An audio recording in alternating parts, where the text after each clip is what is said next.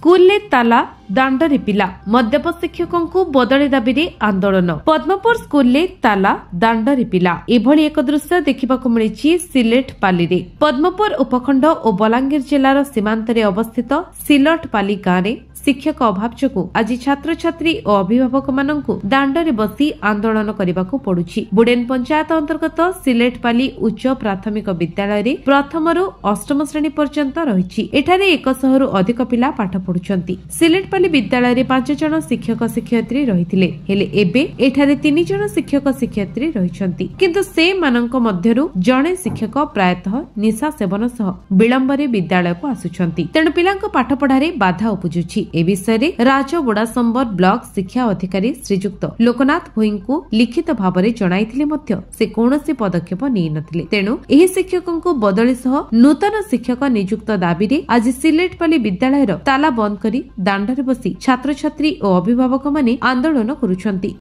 मो ना जयचंद्र साहू सिलेटपाली देखुन आपण माने आज जेन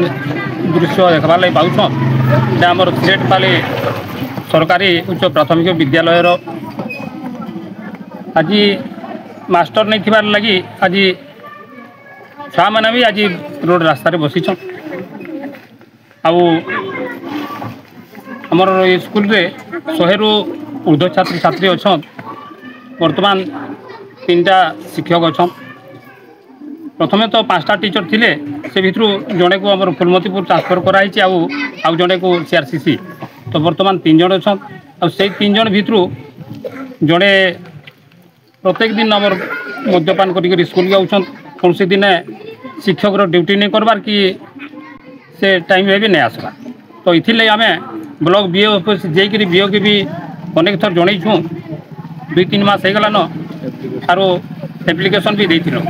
किंतु दुखर कथा आज पर्यटन से कौन प्रकार पदक्षेप नहीं करी इनक्वारी भी नहीं आसी से आम बाध्य होकर स्कूल आउ कमिटी गाँववासी समस्ते मिसिक आज आम स्कूल के बंद करवार निष्पत्ति नहीं आज स्कूल ताला बंद कर आम आम बुड़ेन पुलिस स्टेशन रे भी गोटे लेखिक जनईछूँ आउ जब तक आम स्कूल रे मास्टर नहीं देवे कि बदली नहीं करबे आम अनिर्दिष्ट काल पर्यंत